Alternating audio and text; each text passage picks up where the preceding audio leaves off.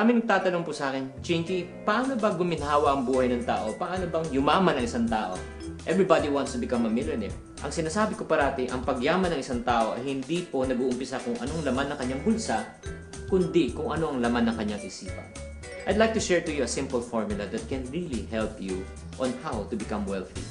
Let's start with this. Mindset plus action equivalent to what we call as result. Ulitin po natin. Mindset plus action equivalent to result.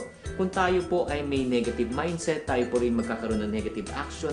Negative din na magiging resulta ng ating buhay.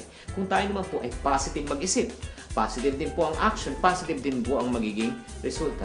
Ang isang magandang halimbawa po ay katulad ng paano tayo pinapalaki ng ating mga magulang. Sinasabi sa atin ng ating mga magulang, anak, mag-aral ka mabuti para paglaki mo maghanap ka ng magandang trabaho. Ano mang masama sa trabaho? Wala.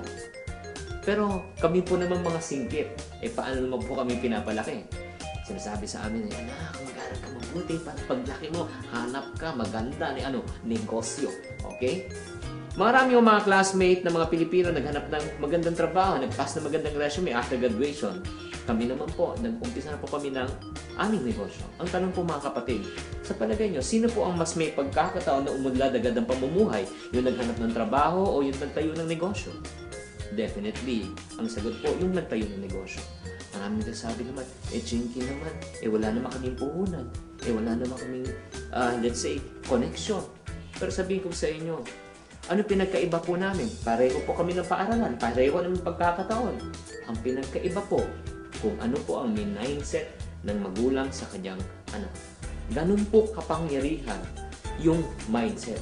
If we change our mind, we will change our life. So may mga katanungan, paano ba natin binabago ang ating mga mindset? Una, ang sinasuggest ko parati, kailangan po tayong magbasa ng mga positive na libro.